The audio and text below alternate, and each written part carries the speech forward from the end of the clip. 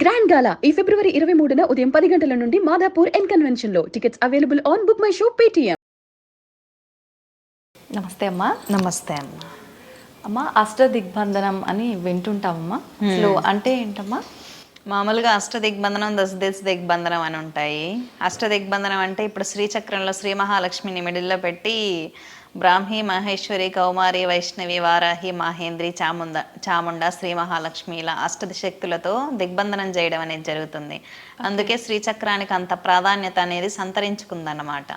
పార్వతీదేవి పరమేశ్వరుణ్ణి ఇలా అడుగుతుంది, స్వామి ప్రజలకి సమస్యలన్నీ తీరిపోవటానికి మాకు తంత్రాలను వివరించు అంటే ఆయన ఒక్కొక్క సమస్యకి ఒక్కొక్క తంత్రాన్ని ఇలాగా 64 తంత్రాలను ఇస్తారనమాట. ఇలా కాదు అన్ని సమస్యలు తీరిపోయే తంత్రం చెప్పు అంటే అప్పుడు శ్రీ విద్యా తంత్రాన్ని ఇస్తారు పరమేశ్వరుడు పార్వతీదేవికి. శ్రీ విద్యని ఎవరైతే ఉపాసిస్తారో, స్త్రీ యంత్రాన్ని ఎవరైతే ఉపాసిస్తారో వారికి సర్వం క్లియర్ అయిపోతుందని. యంత్రాలలో అన్నిటికన్నా పవర్ఫుల్ యంత్రమే స్త్రీ యంత్రం. ఎందుకంటే ఇక్కడ అష్టశక్తులతో దిగ్బంధనం చేయబడి ఉంటుంది అమ్మవారు. అంటే కాపలాదారుగా వ్యవహరిస్తూ ఉంటారు అమ్మవారికి.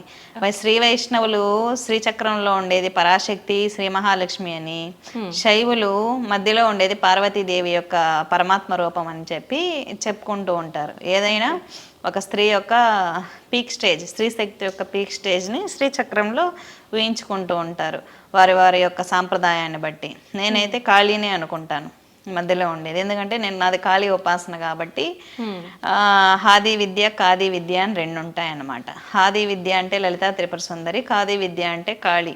ఏదైనా శ్రీచక్రంలో మిడిల్లో ఉన్నదాన్ని పరాభట్టారికా స్వరూపంగా మనం ఆరాధిస్తూ ఉంటాం. శ్రీచక్రానికి ఎందుకంత ప్రాధాన్యత అంటే అష్టశక్తులు అక్కడ కాపలాగా వస్తున్నాయి అని అర్థం. దీన్ని అష్టదిగ్బంధనం అంటారు. దశ దిగ్బంధనం ఉంటుంది. దశ దిగ్బంధనం అంటే దశ దిక్కుల్ని దిగ్బంధనం చేసుకోవటం.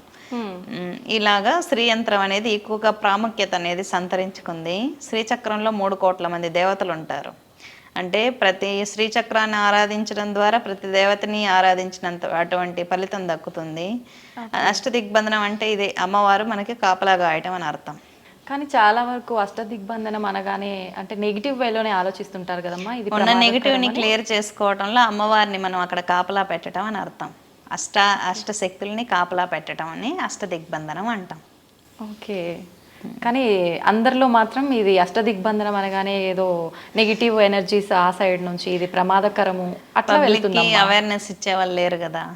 గురువులు కొంచెం ముందుకు వచ్చి అన్ని విషయాల మీద అవగాహన కల్పించాలి ప్రజలకి. నిజంగానే అమ్మా. అంటే చాలా వరకు గురువుల విషయానికి వస్తే ఎవరు కరెక్ట్ చెప్తున్నారు, ఒక్కొక్కరు ఒక్కో రకంగా చెప్తుంటారు కదమ్మా. వారి సాంప్రదాయాన్ని అనుసరించి ప్రజలకు వివరణ అనేది ఇవ్వడం జరుగుతుంది. ఎవరికి ఏ పద్ధతి నచ్చినప్పుడు అది ఫాలో అవ్వచ్చు. ఓకే. అయితే ఇప్పుడు మీరు శ్రీచక్రం గురించి మాట్లాడారు కదమ్మా. శ్రీచక్రం అనేది ఎవరైనా పెట్టుకోవచ్చు అమ్మా ఇంట్లో? శ్రీచక్రం అనేది ఎవరైనా పెట్టుకోవచ్చు. శ్రీచక్రం అనేది సమస్త బ్రహ్మాండం, సమస్త సృష్టిని పూజించడం అన్నమాట. ఒక పెద్ద ట్రాన్స్ఫార్మర్ తెచ్చి ఇంట్లో పెట్టుకుంటే ఎలా ఉంటుందో శ్రీచక్రం తెచ్చి పెట్టుకున్నప్పుడు అలాగే ఉంటుంది. బంచ్ ఆఫ్ గాడ్స్, 3 కోటి దేవతలు శ్రీచక్రంలో నివసిస్తూ ఉంటారు. మరి అంతమంది దేవతలను ఇంటికి పిలిచినప్పుడు ఇల్లు ఎలా ఉండాలి? మీరు ఇన్వైట్ చేశారు 3 కోట్ల మంది దేవతలను ఇంటికి, వాళ్ళకి భోజనం పెట్టాలా? అవును. వాళ్ళకి ఏం కావాలో అది చూసుకోవాలా? మీరు ఇన్వైట్ చేసి వాళ్ళు భోజనం పెట్టకపోతే ఏమవుతుంది? అవమానించినట్టే కదమ్మా. మరి అక్కడ రియాక్షన్ వస్తుంది కదా, అది. కాబట్టి శ్రీచక్రాన్ని ప్రతి ఒక్కరూ పెట్టుకోవచ్చు, కానీ నియమాలు ఉంటాయి. నియమాలు పాటించుకొని భార్యాభర్త ఇద్దరికి పూజ చేసే అలవాటు ఉన్నా, ఇంట్లో పిల్లలకి పూజ చేసే అలవాటు ఉన్నా రెగ్యులర్గా పూజలు అనేది జరగాలి. ఎందుకంటే యంత్రం అనేది చాలా శక్తివంతమైంది. ప్రత్యక్షంగా దేవతలను తీసుకొచ్చి ఇంట్లో పెట్టడం లాంటిది. బ్రహ్మాండంలో ఉన్న సృష్టిలో ఉన్న మొత్తం శక్తిని శ్రీచక్రం ఇంట్లోకి ఆకర్షిస్తూ ఉంటుంది. అంటే రాగి యంత్రంలో ఇప్పుడు మనకు మొబైల్లో సిమ్ కార్డ్ ఉంది. సిమ్ కార్డ్ అనేది రాగి యంత్రం, చిన్నది, అది రాగి ప్లేట్ అన్నమాట. అది ఎంత సిగ్నల్స్ని అట్రాక్ట్ చేసి ఎంత సాఫ్ట్వేర్ అనేది క్రియేట్ చేస్తుంది. ఎన్ని వీడియోస్ చూస్తుంటాం మొబైల్లో. ఇలా ఉన్నప్పుడు అంత పెద్ద యంత్రాన్ని ఇంట్లో పెట్టుకున్నప్పుడు యూనివర్స్లో ఉండే కాస్మిక్ పవర్ మొత్తం అబ్జర్వ్ చేసుకొని ఇంట్లో దేవతలు ఉన్నప్పుడు మన ఇల్లు ఎలా ఉండాలి?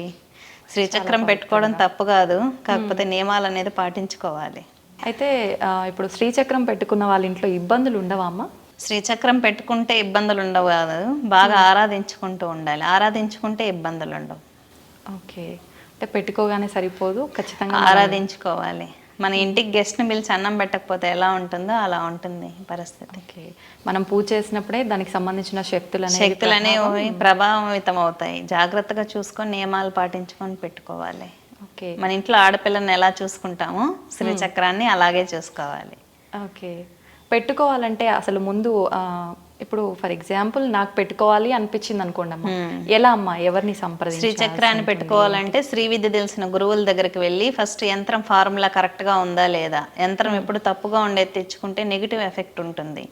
ఫస్ట్ యంత్రం కరెక్ట్గా ఉందా లేదా, కోణాలు కరెక్ట్గా ఉన్నాయా లేదా, అది పంచలోహాలతో చేసిందా, బ్రాస్తో చేసిందా, లేకుంటే ఎటువంటి లోహం అని చెక్ చేయించుకొని గురువు దగ్గర ప్రాణప్రతిష్ఠ చేయించుకొని ఇంట్లో పెట్టుకోవడం ఉత్తమం. మరీ పెద్దది కాకుండా ఒక మీడియం సైజులో పెట్టుకోవడం ఉత్తమం. ఎందుకంటే విపరీతమైన కాస్మిక్ పవర్ అనేది ఇంట్లో ఉన్నప్పుడు దాన్ని బేర్ చేయగలిగే క్యాపబిలిటీ కూడా అక్కడ ఉండాలన్నమాట. ఇప్పుడు టెంపుల్లో ఎంత పెద్దదైనా పెట్టచ్చు, ఎందుకంటే ఆ పవర్ అందరికి వెళ్ళిపోతూ ఉంటుంది. మామూలుగా యంత్రాలకి విపరీతమైన శక్తి ఉంటుంది, చాలా మందికి అవగాహన ఉండదు. కొన్ని యంత్రాలకి దండం పెడితే చాలా పనులు అయిపోతాయి. ఓకే, కంచి కామాక్షి దగ్గర శ్రీచక్రాన్ని ఆదిశంకరాచార్యులు ప్రతిష్ఠ చేశారు. జస్ట్ ఆ శ్రీచక్రానికి చూసి దండం పెట్టుకున్నా చాలు మన పనులు అయిపోతాయి. అంత పవర్ఫుల్ యంత్రాలు అంటే కొంచెం జాగ్రత్తగా వ్యవహరించాలి యంత్రాలు పెట్టుకునేటప్పుడు. ఓకే, అయితే శ్రీచక్రానికి పూజ చేయాల్సినప్పుడు ఏ రకమైన నియమాలు, పూజా పద్ధతి ఏ రకంగా ఉండాలమ్మా? మొట్టమొదటిగా మనస్సు పవిత్రంగా ఉండాలి. ఎంతసేపు వాడు బాగుపడుతున్నాడు, వీడు బాగుపడుతున్నాడు, బాగుపడకూడదు, మనమే బాగుండాలి, ఇలాంటి థాట్స్ ఉండకూడదు. మనసు శాక్తేయం అంటే ఏంటంటే మనం శక్తిగా మారి శక్తిని ఆరాధించడమే శాక్తేయం. అంటే అమ్మవారిని పూజించాలంటే ఫస్ట్ నువ్వు అమ్మవారుగా మారాలన్నమాట. ఓకే, అంటే మనం పవిత్రంగా ఉండాలి. అది శుచి శుభ్రత అనేది బాహ్య పూజ చేసినప్పుడు అనేది కంపల్సరీ. మానసిక పూజ అయినప్పుడు ఎలా అయినా పర్లేదు. శ్రీచక్రాన్ని బాహ్యంగా ఆరాధిస్తున్నాం కాబట్టి శుచి శుభ్రతలు ఉండాలి, మనసు పవిత్రంగా ఉండాలి, ఇంట్లో భర్తతో గొడవ పడకూడదు. మొట్టమొదటిగా భర్తకు అనుకూలంగా ఉండాలి. అంటే ఎలాంటి వాళ్ళైనా సరే అనుకూలంగా ఉండాలా అంటే అన్ని అమ్మవారు చూసుకుంటుంది. మన పాత్ర మనం కరెక్ట్గా నిర్వర్తించాలి భర్త పట్ల. అలాంటప్పుడు అన్నీ బాగుంటాయి. మనం కరెక్ట్గా ఉంటే మనం కరెక్ట్గా మన పాత్ర మనం కరెక్ట్గా నిర్వర్తించినప్పుడు అమ్మవారు మనకు సహకరిస్తుంది. ఊరికే మనం పూజలు చేసి ఇంట్లో భర్తని పిల్లల్ని హింసించడం, పెద్దవాళ్ళని హింసించడం ఇటువంటివి చేస్తే ఏం ఫలితం ఉండదు, ఫలితం శూన్యం. లక్ష్మీ పూజ చేసి ఇంట్లో భర్తను తిట్టడం వల్ల ఆ పూజ ఏం నిలబడదు. అదే మొత్తానికి మన ప్రయత్నం మనం చేసి అన్ని రకాలుగా ఏర్పాటు చేసుకున్నా మన బిహేవియర్ లో కూడా ఆ ఫలితం అనేది సిద్ధి కలగాలంటే బుద్ధి మారినంత వరకు సిద్ధి కలగదన్నమాట. అదే మంత్రసిద్ధి. మంత్రసిద్ధి అంటే మనలో ఉండే అరిషడ్ వర్గాలన్నీ పవిత్రం చేసుకొని మంచి ప్రవర్తనతో ఉండాలి. అది మనకే మంచిది. నరకం అంటే ఏంటి, వాళ్ళని వీళ్ళని తిట్టుకోవటం వల్ల మన మనసే కదా కాలుతున్నట్టు మండుతున్నట్టు ఉంటుంది. ఎందుకు ఆ పెయిన్ మనమే క్రియేట్ చేసుకోవటం. దానివల్ల మన మొహంలో తేజస్సు తగ్గుతుంది, ఓజస్సు తగ్గుతుంది. విపరీతమైన కోపము, ఈర్ష్య, అసూయ, ద్వేషాల వల్ల మనం నలిగిపోతాం, అందరూ బాగానే ఉంటారు. అదే చాలా మంచి మాట అమ్మా, ధన్యవాదాలు.